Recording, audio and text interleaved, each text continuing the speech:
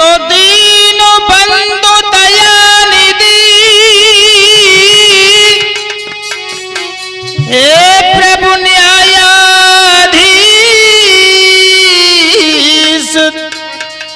तुम सदा सहायक दीन के सो तुम्हें नवाऊंसी। आदरणीय समस्त श्रोता बंधु, पावन पवित्र भूमि पर पलने वाली हमारी सीता सावित्री अनसुईया जैसी मात शक्ति, मैं भाई गायक राजेश कुमार बढ़रा से श्री ऋषि देव शास्त्री जी का शिष्य हूं और आज हमारे गुरु हमारे बीच में हैं। एक गुरुजी ने कल्पना की है, लिखा है, जो माहौल चल रहा है हमारे देवी देवताओं पर कीचड़ उछाला जा रहा है, उसके बारे में गुरुजी ने लिखा है। आइए गौर करें।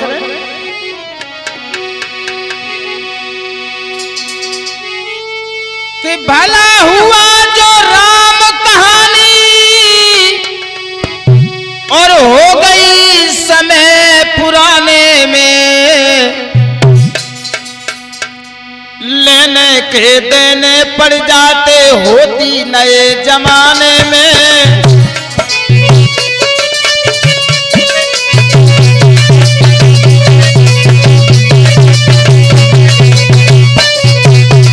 उनका कहना है राजेश, मर्यादा पुरुषोत्तम श्री राम ने वो काम किए जो इंसान अगर उनकी तरफ नजर भी कर दे तो उसका जीवन धन्य हो जाएगा। लेकिन न जाने आज के कैसे कैसे कलयुगी लोग हैं जो हमारे प्रभु राम को गुंडा बताते हैं। हमारे श्रीमान मर्यादा पुरुषोत्तम श्री राम के पिताजी को ऐसा बोला, हमें बोलने में शर्म आ रही है। गुरुदेव, आखिर ये लोग कैसे हैं, ये क्या सोच रहे हैं? ये नास्तिक हैं, जाको प्रभु दारुण दुख दे ही ताकि मत पहले हर ले ही। परमात्मा ही दिमाग फेर देता है दुष्टा का। अरे पहले भी तमाम ऐसे हुए हैं जो राम के विरोध में गए, खुद उनकी सौतेली माँ केकई उनको नहीं समझ पाई, तो ये एरा गहरा क्या समझ पाए कि श्री राम क्या है। जी गुरुदेव, कई जन्मों की तपस्या होती है तब श्री राम के बारे में विचार उत्पन्न होते हैं हृदय में। जी गुरुदेव, इन लोगों को क्या पता है कि प्रभु हैं क्या। अगर प्रभु का नाम धोखे से एक बार निकल गया मुंह से तो अजामिल जैसे दुष्ट कसाई तर गया। अरे ये तो लंका के रावण की औलाद हैं जो श्री राम को बुरा बोल रहे हैं।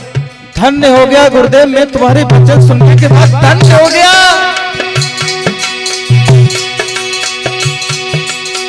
भला हुआ जो राम कहानी हो गई समय पुराने में, लेने के देने पड़ जाते होती नए जमाने में।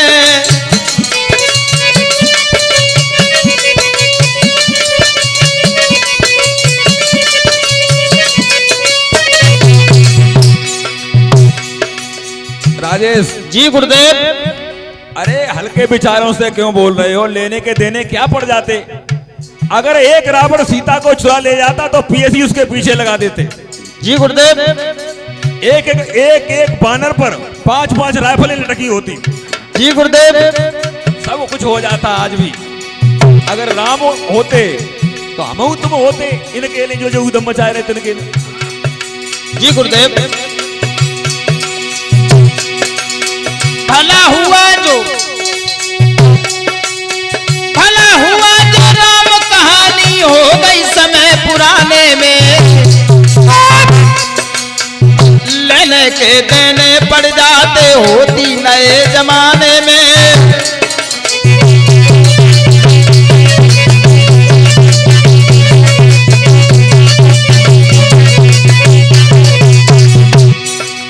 गुरुदेव, एक बात और कहना चाहेंगे।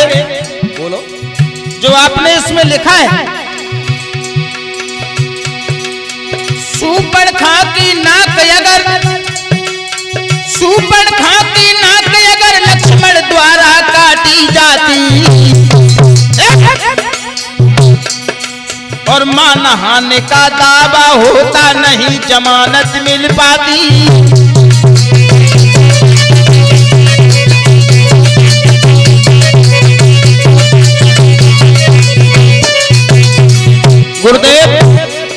सब तो बाद में होता। यहाँ हंसी आ रही है कि शूर्पणखा की नाक जब लक्ष्मण काटते जी गुरुदेव। और शूर्पणखा भाग के रावण के पास जाती जी गुरुदेव। और वे पूछते कि किसने काटी है, तो वो बोल कैसे पाती?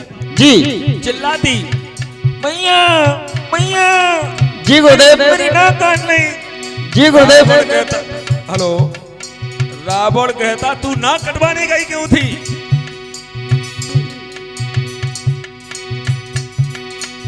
दूषण दसला ये सब बलवान जाते जी और इन्हें सबको एक साथ मरवा देती शूर्पणखा। जी गुरुदेव। तब तक होली का त्योहार आ जाता। जी गुरुदेव। रावण के यहाँ 2-4 ट्रक तो बतासे इकट्ठे हो जाते, बहुत रिश्तेदार मारे जाते। बात तो बढ़िया है। शूर्पणखा की नाक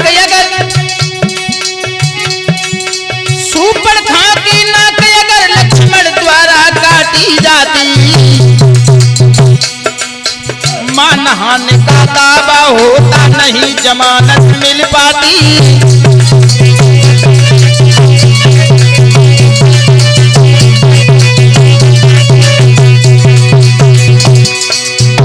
अनासी क्या होश में नहीं है आप? मेरे दिमाग में सिर्फ एक ही बात आती है गुरुदेव। क्या?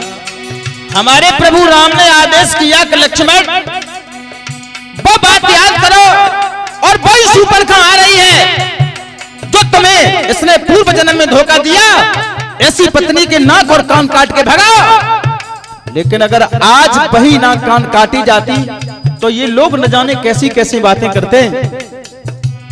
आज कहां श्री राम आते, आज तो खुद ही आज के रावण और मेघनाथ शूर्पणखा के आगे पीछे खुद ही घूमते होते भी बात नहीं हो पाते।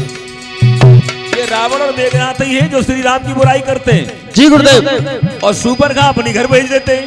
जी गुरुदेव। शूर्पणखा को भेजो तो आज भी नाक कट जाएगी, इसमें कोई दो राय नहीं। जी गुरुदेव। भला हुआ जो राम कहानी हो गई समय पुराने में, और लेने के देने पड़ जाते होती नए जमाने में।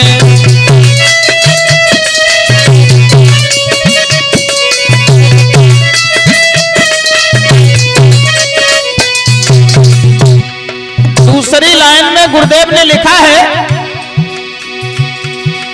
हनुमान के द्वारा रावण की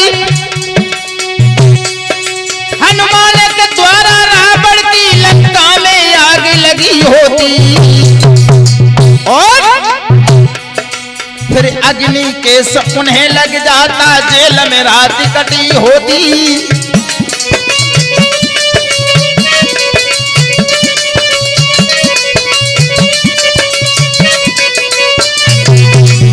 यहाँ पर ये तो समस्या हो जाती। कैसे गुरुदेव? शेष पूरा थाना पीछे पड़ जाता और हनुमान जी को बांध नहीं पाता जी। और हनुमान जी को वो ले भी जाते तो मुकदमा ऐसा लगता 4-4 वकील हो जाते, लेकिन हनुमान जी की जमानत नहीं हो पाती। जी गुरुदेव। और जब वो हाजिर नहीं होते तो फिर पीएसी भी गांव-गांव में मारी मारी घूमती। जी गुरुदेव। दिक्कत तो आती। हनुमान के द्वारा रावण की लंका में आग लगी होती, और अग्नि केस उन्हें लग जाता, जेल में रात कटी होती। हाँ, जेल में रात कटी होती। हाँ, जेल में रात कटी होती।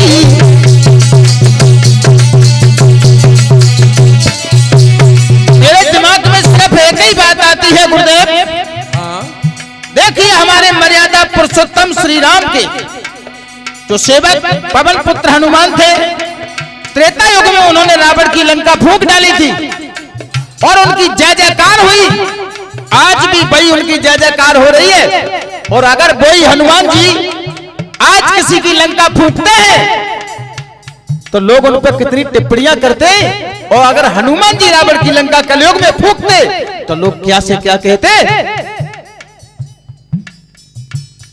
कोशिश जरूर करते वो गलत बोलने की, लेकिन ये हमारा धर्म इतना मजबूत सनातन है, इसके विपक्ष में बोलने वालों की बोलती ही नहीं रहती है। जी गुरुदेव। हमारे पीछे श्री राम की जन्मभूमि पर भी और विवाद चला था। जी गुरुदेव। उन्होंने अपना इतिहास और भूत और भविष्य तीनों देख लिया होगा कि है क्या। जी गुरुदेव। सनातन धर्म किसे कहते हैं। और ये जो बौद्ध धर्म है, वैसे तो बुद्ध का अवतार हमारे सनातन धर्म में भी है। जी गुरुदेव। 8 कलाओं से, लेकिन ये वो बुद्ध नहीं है। ये वो बुद्ध नहीं है। जी गुरुदेव। ये लंका के राजा रावण की संतान है, जो जी राम के गुरुदेव। खिलाफ बोलती है। अरे बौद्ध भगवान की संतान जो होती तो अपने बौद्ध के प्रचार में बोलती। जी गुरुदेव। इनके पास में प्रचार प्रसार करने के लिए शब्द नहीं है। हमारे पास कन्हैया की कथा कहने के लिए 1 महीना पड़ा है। 18 पुराण है हमारे पास, जीवन लग जाएगा पूरे पुराणों की कथा करते करते। हम 18 पुराणों की कथा कहने की क्षमता रखते हैं। गुरुजी एक बात हम कहना चाहते हैं, जरा आप मुझे बता दें। हाँ बोले। और जनता को भी ये सुनने को मिलेगा, ये बौद्ध का प्रचार करते हैं, बौद्ध क्या थे, जरा हमें भी समझा दें। बौद्ध तो तुम जानते हो, तुम्हें कितनी बार तुम्हें हमने कहा होगा। बौद्ध सिद्धार्थ थे जी, और एक राजकुमार थे। जी गुरुजी। कोई अवतार नहीं था, परमहंस थे, दयालु थे जी। और हंस को मार, उनके मौसेरे भाई ने या चचेरे भाई ने हंस मार दिया था। जी गुरुजी। और हंस के बदले में उन्होंने अपने शरीर के मांस को दे दिया था कि जाओ हंस छोड़ दो और तुम हमारे मांस को ले जाओ। जी गुरुदेव। ये बौद्ध के पुजारी नहीं हो सकते जो श्री राम की बुराई करते हैं। ये बौद्ध के अनुगामी नहीं हो सकते जो सनातन धर्म पर टिप्पणी करते हैं। ये बुद्धहीन हो सकते हैं। बौद्ध के विचार तो सनातन धर्म से मिलते जुलते रहे। धन्य हो गया गुरुदेव, आपकी बात सुनने के बाद तो धन्य हो गया। पहले बौद्ध कथा इन्हें सीखनी होगी। भला हुआ जो राम कहानी हो गई समय पुराने में, लेने के देने पड़ जाते होती नए जमाने में।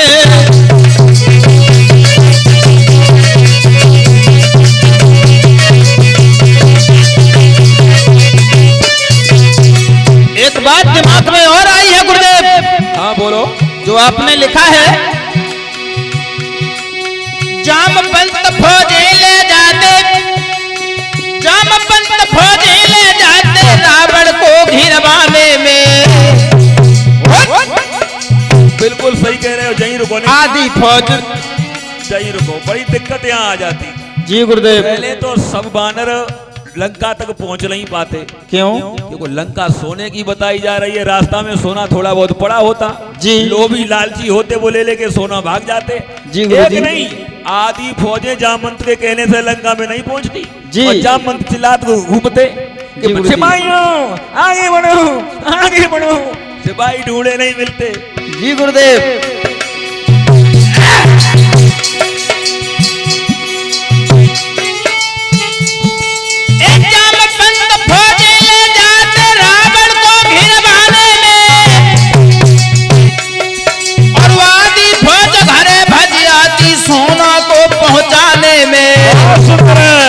गुरुदेव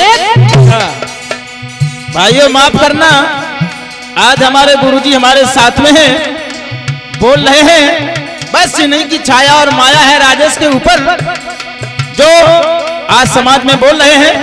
और गुरुजी का भरपूर आशीर्वाद है और हमारे बाबा जी का भी हमारे गुरुजी पे आशीर्वाद है और नाती पे पूरी कृपा है। अरे बेटा, तुम्हारे बाबा ने हमें चैन में नहीं रहने दिया। जब तक वो रहे तो दिन में कथा, रात में कैसेट। जी गुरुदेव। अब थोड़ा आराम मिला भी था तो तुम पीछे पड़ गए। और जब तुमने गाया झटका चंदन एक विचार हम बताएं आपको। जी गुरुदेव। चंदन की किरचे भली गाड़ी भले भलो न काट। जी। चेला तो बहुत हैं। जी गुरुदेव। चेला कई ऐसे जिनने फोटो संख चबाए, उनने धोती दी और 5 और चले गए। जी गुरुजी। कुछ ले नहीं पाया। वो सौभाग्य वाले चेला होते। चंदन की किरचे भली गाड़ी भली भलो न काट, सपूत घरे कई भलो कपूत भले नहीं साठ। धन्य हो गया गुरुदेव।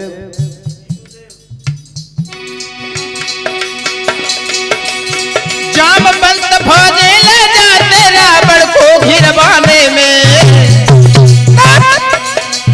आदि फौज घरे भजती वो सोने को पहुंचाने में।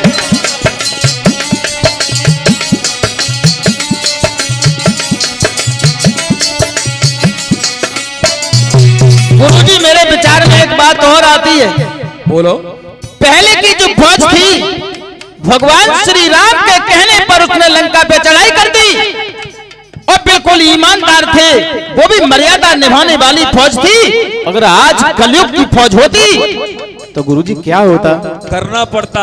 आज कलयुग की फौज होती तो उन्हें सोना चुराना पड़ता, उनकी मजबूरी थी। भर्ती हुए होते तब 3-3 लाख लग जाते, कहां से लाते सोना? ऐसा दाव छोड़ते नहीं, लगता में युद्ध नहीं होता, लूट होती। जी गुरुदेव बिल्कुल सही कह रहे हैं, क्योंकि मुझे तो अफसोस है, धिक्कार है तुम जैसे लोगों पर।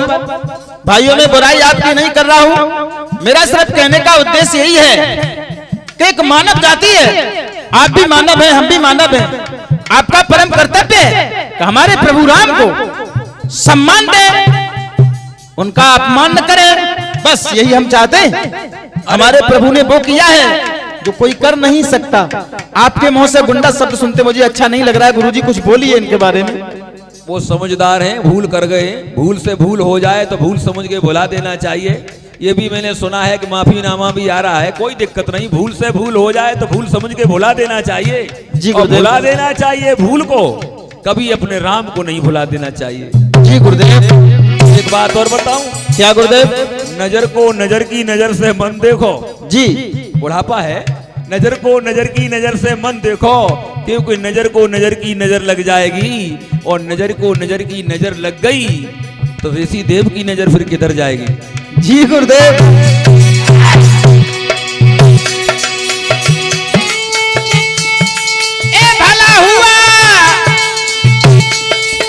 भला हुआ जो राम कहानी हो गई समय पुराने में, और लेने के देने पड़ जाते होती नए जमाने में। मासा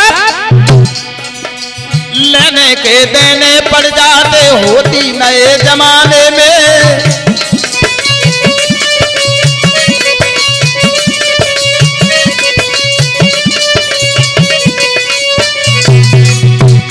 अंतिम लाइन और कहेंगे गुरुदेव। हाँ, मुझसे रुका नहीं जाता है, क्योंकि आपका जब आशीर्वाद है तो राजेश बोलेगा जरूर, चाहे कुछ भी हो जाए। बोलने के लिए चिंता मत करो बेटा, तुम चेलाओं में प्रथम स्थान है, और प्रथम स्थान चेलाओं में नहीं है, आज के गायकों में है, क्योंकि तुम्हारा जो गुरु है वो जनरल स्टोर की दुकान है। जी गुरुदेव। जनरल स्टोर की दुकान पर जो लोग चाहिएगा वो मिलेगा। अब जी ये गुरुजी। वही पाता है जिसको ज्ञान है, अभिमानी को थोड़ी ये सौदा रखी है। अंतिम लाइन।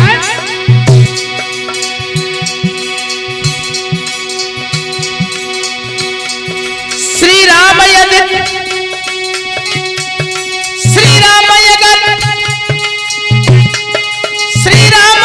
यदि रावण का वध करते इसी जमाने में। गुरुदेव, हाँ, त्रेता युग में भगवान श्री राम ने रावण का वध किया था। उस समय विश्व में जय जयकार हो गया था कि हमारे प्रभु ने एक अत्याचार को खत्म कर दिया, एक दुराचारी को मार दिया, पृथ्वी का भार कम कर दिया। और आज हमारे प्रभु अगर रावण का वध करते, कलयुग में करते, तो ये कलयुगी लोग कैसी टिप्पणियां उठाते उन पे। बिल्कुल सही कह रहे हो, क्योंकि आज तब एक रावण था, अब घर घर में रावण है। जी गुरुदेव। राम का काम बहुत बढ़ जाता। जी गुरुदेव। लेकिन मारे फिर भी जाते को राम के जमाने में आराम से जीने की आदत पड़ती है लोगों की। जी गुरुदेव। गुरुजी एक बात और बताएं। बोलो। राक्षसों का जो वध करते हैं उन्हें क्या कहते हैं? हवा के समूह को तूफान कहते हैं, तूफान जिस जगह पर रुक जाए उसे चट्टान कहते हैं, चट्टान को बनाना और बिगाड़ना जानता है उसे इंसान कहते हैं, इंसान को दुख दे उसे शैतान कहते हैं, और शैतान को मार दे उसे भगवान कहते हैं। बोलिए गुरुदेव भगवान की।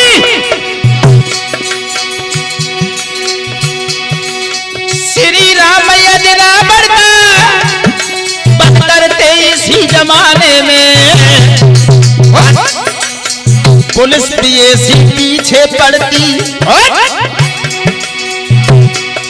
ये पुलिस भी ऐसी पीछे पड़ती रामा दल घेरवाने में। और शुक्र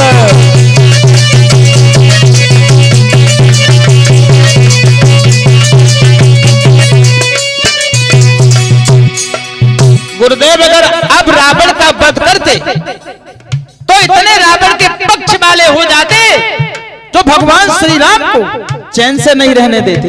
इन रावण के वंश वालों ने तब श्री राम का कुछ नहीं कर पाया, आज भी कुछ नहीं हो पाता। जी गुरुदेव ये विरोध जरूर करते, जी। लेकिन राज्य राम का होता, रिपोर्ट नहीं इनकी लिखी जाती। मेरे कहने का मतलब गुरुदेव एक ही है, विजय राम की होती। मैं सभी भाइयों से ये कहना चाहूंगा, हमारे मर्यादा पुरुषोत्तम श्री राम को सम्मानजनक उनकी पूजा करें। अनाथ सिंह कहां ध्यान है तुम्हारा? सम्मानजनक उनकी पूजा करें, उनका सम्मान करें और हम अपने से बड़ों का सम्मान करें, अपने गुरुओं का ध्यान धरें, गुरुओं का सम्मान करें। बस यही कहना है, हमारे प्रभु राम पे ऐसी टिप्पणियां न करें।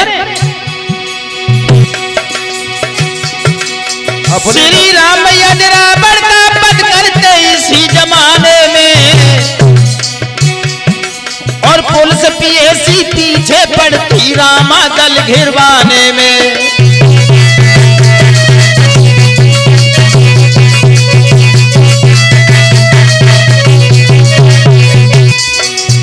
क्या कहना है गुरुदेव? अरे हम ये कह रहे हैं कि दिक्कत तो खैर आती और दिक्कतें सब दूर भी हो जाती, मुकदमा लगते, लेकिन ये विचार लोगों के उन्हीं के तो बनते हैं जो भक्त हैं भगवान के जी। और जब परमात्मा ने खिलाफ बुद्धि दी है तो समझ लो विनाश की जड़ है। जी गुरुदेव। दूसरे के धर्म पर, दूसरे के पिता पर, दूसरे के गुरु पर और दूसरे के परिवार पर टिप्पणी नहीं करना चाहिए। गुरुदेव एक बात और आ गई, मैं कह दूं। बोलो। मैंने ये सुना है, कुछ लोग ये कहते हैं कि दुर्गा की मूर्ति बनाने के समय वैश्या के घर से मिट्टी क्यों आती है, इसका क्या कारण है? वो अर्थ ज्ञानी है या उन्हें पूर्ण मूर्ख कह दो, क्योंकि दुर्गा की मूर्ति कोई बना सकता है क्या? वो जगत माता है। दुर्गा माँ सभी देवताओं ने अपने अंगों से प्रकट की थी। नेत्र किसी के थे, भुजाएं किसी की थी और वक्षस्थल किसी का था, पैर किसी के थे। सब अलग अलग देवताओं की 33 कोट देवताओं ने अपनी शक्ति को इकट्ठा किया था। जो भोले बाबा की पत्नी कह लीजिए, चाहे जगत की माता कह लीजिए, ये पार्वती जी के ही 108 रूप हैं, जिन्हें ये गंगा कहते हैं। ये तो अपने अपने विचार हैं। एक जगह तोता बोल रहा था कि भगवान तेरी कुदरत, भक्त ने जाना भगवान तेरी कुदरत कह रहा है, और पहलवान ने जाना कि दंड बैठक कसरत कह रहा है, बनिया ने जाना कि नून में अदरक कह रहा है। तो ये नास्तिक हैं बेटा, वो नास्तिकता की हमेशा बात करते रहते हैं। ये माफी मांग ले तो नहीं सुधरेंगे, क्योंकि इन्हें सुधरना कहाँ है, नरक में भी तो किसी को जाना है। गुरुदेव आपने मुझे ये भी बताया था बेटा, ये लोग जो कहते हैं बिल्कुल गलत कहते हैं। और ये भी आपने मुझे बताया था कि राजेश, दुर्गा की जब मूर्ति बनती है तो 4 जगह से मिट्टी आती है। एक तो गंगा तट की मिट्टी आती है, दूसरी वैश्या के दरवाजे की मिट्टी आती है। हाँ, दरवाजे पर। ऐसे ही गुरुजी? घर नहीं, दरवाजा। दरवाजे पर वैश्या के पे इसलिए आती है कि सब लोग धर्म अपना दरवाजे पर ही छोड़ जाते हैं। जी गुरुदेव। वैश्या के पास जाते हैं जी, तो धर्म दरवाजे पर होता है, वो धर्म की मिट्टी आती है, लेकिन वैश्या की। और गुरुजी आपने ये भी बताया था कि उसमें गोबर की भी आवश्यकता होती है, गाय का गोबर और गौमूत्र। हाँ, ये सब चलता है। अब उनको ये पूछा जाए कि उसमें गौमूत्र ही क्यों आता है, क्यों आता है गौमूत्र? लेकिन हम ये सारी बातें नहीं बताएंगे, क्यों? कि तुम्हें जानकारी नहीं है, सीखो, लेकिन बुराई न करो किसी की। हम आपकी कभी बुराई करते नहीं, न हम किसी का नाम लेते हैं, न हमारे गुरु किसी से जो है टिप्पणी करते हैं, न किसी की बुराई करते हैं। अगर अपने धर्म में कम शब्द हो तो अपने धर्मगुरुओं से कहो कि शब्द कोश बढ़ाएं। जी गुरुदेव। अन्य धर्म पर, इस्लाम धर्म हमारे विपरीत है, लेकिन हमारे हिंदू धर्म की बुराई नहीं करता, ना हम उनकी बुराई करते हैं। जी गुरुदेव। वो ईसाई धर्म हमारे विपरीत है और वो भी फिर भी वो उनका अलग धर्म है। विपरीत क्यों है? विपरीत में केवल ये बौद्ध आता है बार बार, क्योंकि तुम्हें अपने धर्म की प्रशंसा करने की जानकारी सीखो। बहुत कुछ है, कई देशों में बौद्ध धर्म चल रहा है। जी गुरुदेव। पुस्तकें मंगाओ, अरे सदगुरुओं के पास में जाओ, तुम्हारे धर्म में बहुत कुछ है बोलने के लिए, उससे बोलो। जी गुरुदेव। आर्य समाज और बौद्ध ये केवल सनातन के पीछे पड़े रहते हैं, तुम्हारे पास खुद का कुछ नहीं है। जी गुरुदेव।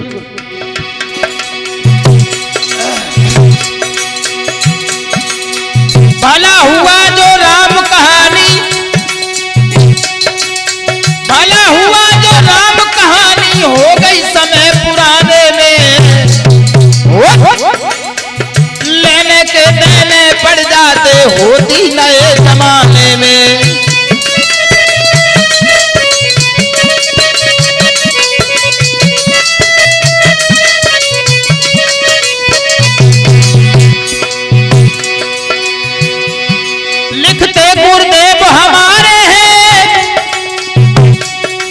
लिखते गुरुदेव हमारे में नहीं शर्माते गाने में, और लेने के देने पड़ जाते होती नए जमाने में, लेने के देने पड़ जाते होती नए जमाने में, भाई होती नए जमाने में।